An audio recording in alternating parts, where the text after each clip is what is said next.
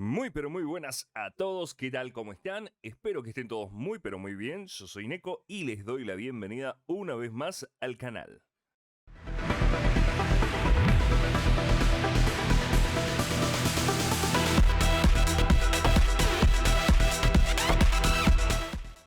Por cierto, no te olvides de apoyarlo mediante tu suscripción si todavía no estás suscrito, dejándole un gran like a este video para poder llegar a más personas y activando la campana de notificaciones, así YouTube te avisa cuando subo el próximo video al canal. En el día de hoy entonces vamos a estar hablando de el capítulo 3 de The Last of Us. Capítulo que ha dado mucho que comentar y que ha generado entonces ciertas controversias en cuanto a las personas que han jugado el juego con respecto a las que no o que entienden cómo va avanzando esta aventura, esta historia de crecimiento personal. Así que vamos entonces a comenzar con este nuevo video. Empezamos entonces con este nuevo video, peculiarmente sin ningún flashback al inicio del capítulo, ya que en los anteriores se ha cubierto el cómo y el por qué se ha desatado entonces este apocalipsis. Si bien el capítulo es un poco demasiado diferente a la secuencia narrativa del juego, agrega un peso inmenso en la espalda de nuestro protagonista Joel, aportando más sentimentalismo al viaje emocional por el que está atravesando. Iniciamos entonces con una escena en el bosque mientras amanece con un Joel sopesando los eventos pasados y elevando una tumba memorial a Tess. Escena muy significativa ya que justamente el mismo domingo en el que salió el capítulo se anunció el fallecimiento de Annie Wershing, quien interpretaría a Tess en los videojuegos. Así que esta escena sirve como homenaje para las dos. Pero también significa que Joel sigue ahí, intentando mantener el equilibrio mientras sigue avanzando. En el juego, Joel y Ellie también se adentran al bosque mientras se acercan a Lincoln, el pueblo, donde se deben encontrar con Bill. Y Ellie se encuentra con nuevas cosas para admirar en el exterior de las murallas. En la serie la charla se pone un poco intensa ya que Ellie tiene claro de que nada de lo que ha sucedido hasta el momento es su culpa frente a un Joel que sigue manteniendo la distancia con ella, aportándole muchísima personalidad con respecto al personaje del videojuego, que solo puede sentir culpa por ser una carga para un reacio y cerrado Joel. Llegamos a las afueras de Lincoln y mientras en el juego recorremos el pueblo sin saber dónde encontrar al personaje que buscan, Ellie intenta aprender a silbar y Joel limpia el poblado de infectados, en la serie se dan el tiempo para contarnos peculiaridades del protagonista, como por ejemplo de dónde sale su herida en la ceja. En ambas versiones nos vamos a encontrar con Joel buscando suministros y Ellie fascinada por una consola de arcade de un juego de peleas. Esta secuencia además aportan humanidad a Ellie, quien se encuentra con una caja de tampones, recordándonos que estamos ante una persona viva y mientras explora el lugar, descubre un infectado atrapado entre escombros que tranquilamente podría hacer referencia a uno visto en el juego, atrapado en una de las trampas de Bill. Me gustó bastante esta secuencia donde además de humanizar a nuestra coprotagonista nos muestran cómo al parecer los infectados tienen cierto grado de conciencia mientras el ojo de dicha criatura sigue el movimiento de la cuchilla de Ellie y nos muestran a una Ellie que no es del todo indefensa con cierta oscuridad en su interior incluso. Volvemos a la ruta y vemos un poco más de las consecuencias que han sufrido estos personajes con más referencias al pasado y más a datos de los inicios de la pandemia y cómo este se extendió vorazmente. Algo que aporta muchísimo a la historia, ya que es contada en primera persona por alguien que vivió y sufrió el momento y nos muestran los devastadores resultados de las acciones militares en la zona. Esto nos lleva entonces a el flashback del capítulo, centrándonos en la evacuación de Lincoln el 30 de septiembre de 2003, 4 días después del brote de Austin. Y en particular acá es donde la historia se deforma con respecto a la secuencia narrativa del juego, principalmente porque nos centramos en Bill, con tendencias obsesivas, antisociales, liberales y conspirativas, y lo convierten en un supervivencialista, preparado para los eventos que se desataron finalmente. Durante la secuencia de presentación nos dan un pequeño recorrido al búnker enfocándonos principalmente en las armas, las revistas y manuales que podrían ser referencia a los manuales que nos encontramos en el juego para mejorar nuestras habilidades. Vemos entonces cómo este personaje, anticipando los acontecimientos, aprovecha este momento para fortificar la zona de manera que esto le ayude a sobrevivir la mayor cantidad de tiempo posible. En el juego ocurre lo mismo. A medida que avanzamos por Lincoln nos encontramos con vallas y trampas por todos lados y complican nuestro avance. A diferencia de la serie, aquí Bill tiene tiempo de asegurar su territorio de los infectados, ya que no se encuentra ninguno, a pesar de que estos estaban haciendo destrozos por todos lados. ¿O es que acaso nos quieren decir que con solo 4 días desde el inicio del brote las fuerzas militares pudieron contener el virus, haciendo del mundo un lugar medianamente habitable? Y acá es donde el capítulo falla en la narrativa, ya que este territorio, donde solo vive Bill, parece estar completamente desconectado de los sucesos que acontecen en el mundo, haciendo de esta historia algo poco creíble. Luego, sin embargo, Bill intenta sobrevivir rodeado de peligros mientras defiende su territorio. Pero continuemos con esta nueva secuencia narrativa. Bill vive una vida tranquila y segura dentro de su territorio donde tiene todo lo que necesita, a pesar de que su casa está a metros de la valla de seguridad de la zona, dejándolo completamente expuesto. Es más, a lo lejos se puede ver probablemente Boston o alguna otra ciudad más o menos importante y se lo ve bastante tranquila a la distancia. Obviamente Bill es desconfiado y empieza a poner trampas por los alrededores, lo cual lo protegen de un ataque que parece no llegar nunca.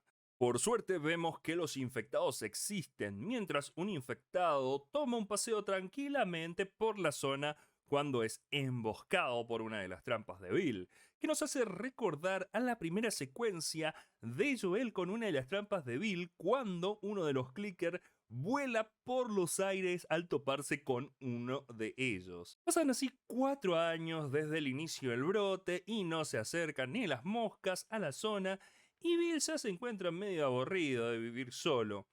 Por suerte le tocan el timbre. Bueno, técnicamente es una alarma de que algo ha caído en una de sus trampas. Allí se encuentra entonces con una persona viva milagrosamente, el cual viene desde la zona de cuarentena de Baltimore, el cual ha caído. Es decir, que el caos está presente en este capítulo, aunque no en la zona donde vive Bill. Baltimore, para ubicarnos, queda a unos 600 kilómetros desde el territorio de Bill, es decir, a unos 5 días caminando aproximadamente, desde donde partieron 10 personas y solo sobrevivió él. O eso nos da a entender. Y solo podemos suponer que o se murieron, o se los comió, o se separaron en el camino. Según él mismo, lleva 2 días sin comer de los 5 días posiblemente que se encuentra caminando. De todas maneras, logra convencer a Bill de invitarlo a pasar mediante un cruce de información, el cual le demuestra a Bill estar completamente equivocado, motivo suficiente para aceptar darle comida a este pobre hombre de ojos azules. Así pues, Fran ingresa al territorio prohibido, recibe su porción de comida y mientras comparten la cena, Fran intuye señales de que acá pasa algo más. Así que aprovecha sus pocos conocimientos en piano para obligar a Bill a interpretar una canción. Porque todos los gays tenemos el ritmo en nuestro interior, así que si sabe tocar el piano y cantar, seguro que se va a dejar besar.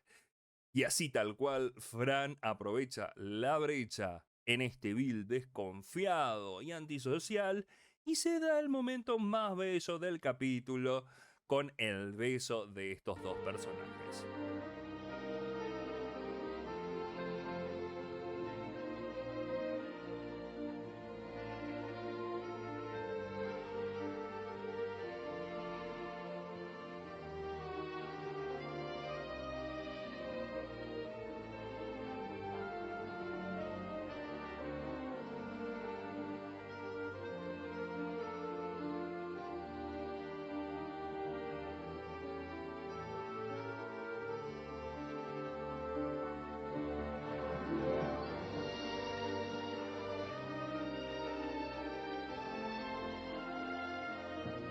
Fran obliga a Bill a bañarse y él se queda pensando en cómo aprovecharse más de la situación.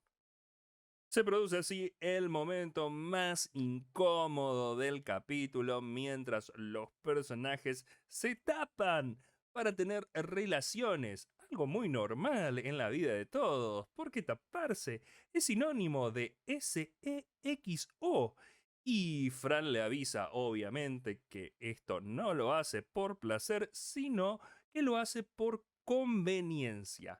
Se sabe que en esta casa va a recibir todo lo que necesita y Bill, obviamente muy inexperto en esto del amor y las relaciones sociales, acepta sin decir nada. ¿Quién puede culparlos? Los dos tienen necesidades que a través de este arreglo quedan cubiertos.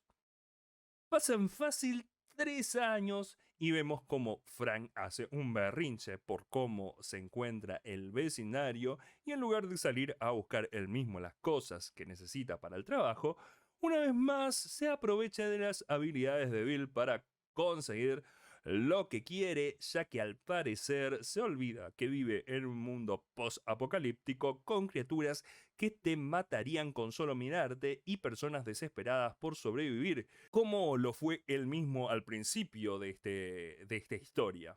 Así es como llegan entonces Tess y Joel a sus vidas. Tuvo suerte de encontrarse con gente buena, o por lo menos que no se hayan querido aprovechar de los recursos que disponían ellos en este pequeño lugar. De todas maneras, Fran se sigue comportando como un imbécil que se la pasa tratando mal a Bill a pesar de haber accedido a preparar el almuerzo para estos visitantes, los cuales, la verdad, muy respetuosos ellos, podrían haber llegado a un arreglo para vivir en este pequeño vecindario, pero decidieron a respetar a Bill y volver a la zona de cuarentena bajo el régimen militar, con la excusa entonces de intercambiar recursos.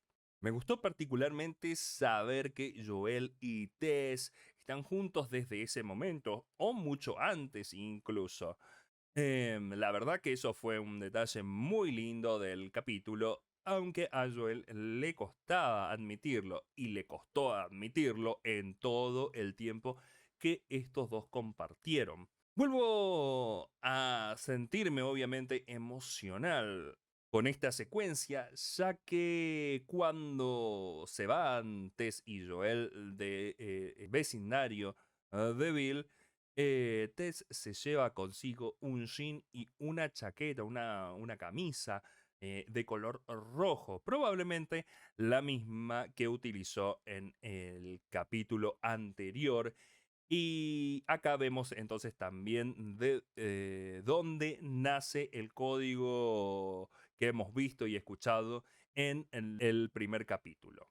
Joel, en tanto, durante esta secuencia, le advierte de los peligros del exterior a pesar de que pasaron 7 años desde el inicio del brote y aún no ha tenido ninguna confrontación importante en este lugar, más allá de un infectado y una persona tóxica que se ha acercado entonces a este vecindario, además, lógicamente, de Joel y Tess. Pasan 10 años, en total 6 años de convivencia entre Bill y Frank. No sabemos si siguen en plan mantenimiento del barrio, pero ahora hacen actividad física. O sea que no pasa nada en este vecindario y son solo esos dos, lo cual nos muestra que por lo menos Fran desistió de meter más gente al pueblo, al barrio. Y Bill se tuvo que arreglar con una muralla de vehículos al no querer aceptar la oferta de Joel de conseguirle entonces material para el mantenimiento de esta barrera de seguridad. Pero bueno, en cambio, ahora tienen frutillas en el terreno. ¡Ah, aleluya! Nuestros problemas se solucionaron. Y así parece, ya que se llenan de alegría ante este logro. Bill baja sus defensas emocionales al ver que empieza a envejecer y que lo único que le queda es Frank al haberse distanciado de todo el mundo. Finalmente podemos ver una escena emocional, sentida y verdadera entre estos dos personajes. Una escena de amor puro. Aunque a Frank le siguen pareciendo más importantes las frutillas que el amor. Pero acostate a un lado, me saca que actúe de esa manera. Finalmente los escritores se acuerdan de que esto es The Last of Us y como había anticipado Joel, llegan los saqueadores de noche, armados y con lluvia para hacerlo más dramático. Fran le despiertan los tiros y se da cuenta que Bill está agarrándose a las balas hasta que una de ellas lo alcanzan. Pareciera ser el fin entonces de nuestro personaje, el cual antes de fallecer pide por Joel, demostrando que este personaje se ha ganado su confianza y su amistad. Lamentablemente, quien termina sufriendo en esta historia es Frank, quien se encuentra en silla de ruedas, mientras pasan otros 16 años de convivencia entre estos dos personajes, apoyándose el uno al otro. Al parecer, nadie intenta volver a molestarlos luego de esta fatídica noche. Fran pasa sus últimos días pintando mientras sus fuerzas se le van escapando del cuerpo. Finalmente decide abandonar este mundo y Bill trata de convencerlo de iniciar algún tratamiento para intentar salvarlo, pero lamentablemente no hay cura posible que los pueda ayudar, así como no hay cura para la infección que ronda en las afueras de este territorio. Pasa el día, mientras se preparan para el final, a mí particularmente me emociona Bill y cómo este sujeto terco, antisocial y desconfiado le abrió su casa, le abrió su corazón a un desconocido, a quien amó y protegió desde ese primer día, dándole todo lo que tenía para hacerlo feliz y cómo este desconocido lo transformó y le hizo ver el mundo desde otra perspectiva, sin peligros en el exterior, solo ellos dos en este pequeño vecindario olvidado.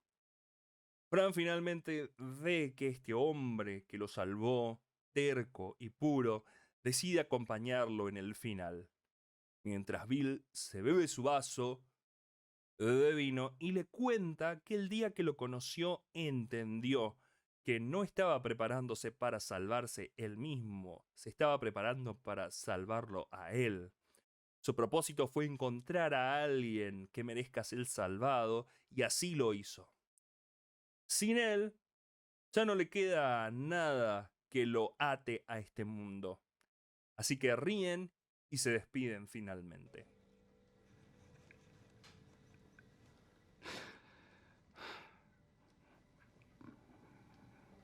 Take me to bed.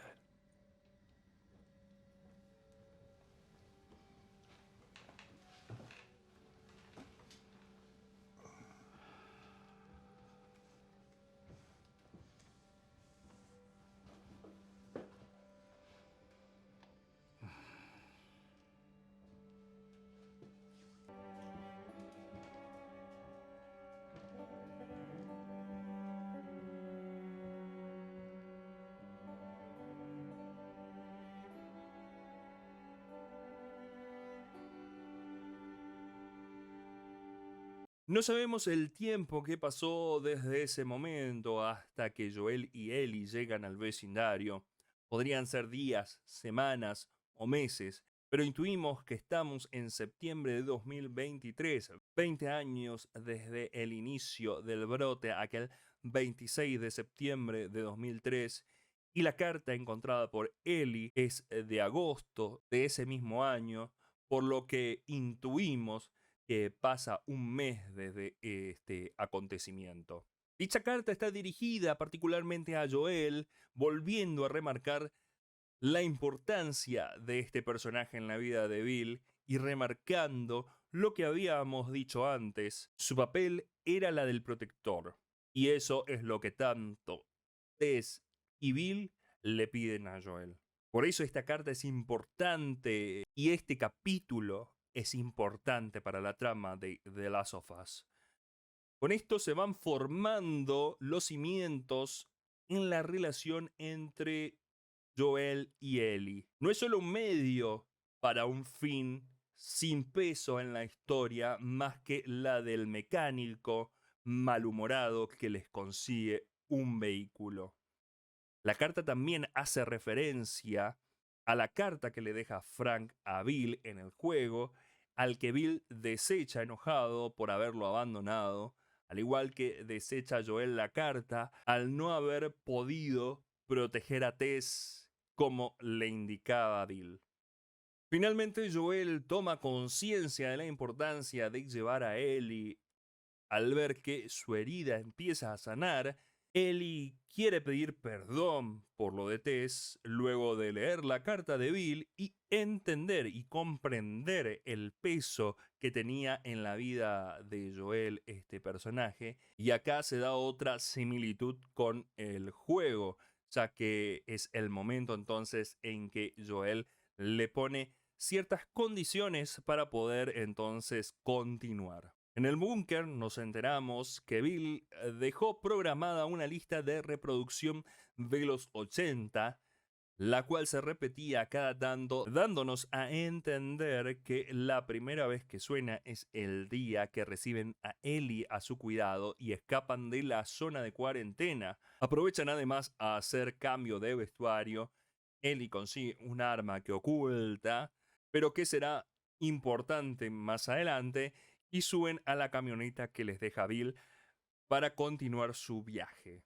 A diferencia que en el juego, Ellie acá no sabe manejar, no sabe lo que es una camioneta, lo cual suena más lógico, ya que en el juego se las arregla bastante bien para haber crecido en un lugar donde no se utilizan los medios de transporte.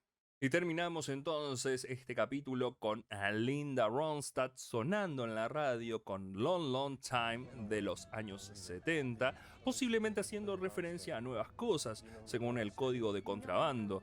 Pero no me hagan mucho caso en esta cuestión, recordándonos entonces también la primera interacción de Bill y Frank en este capítulo.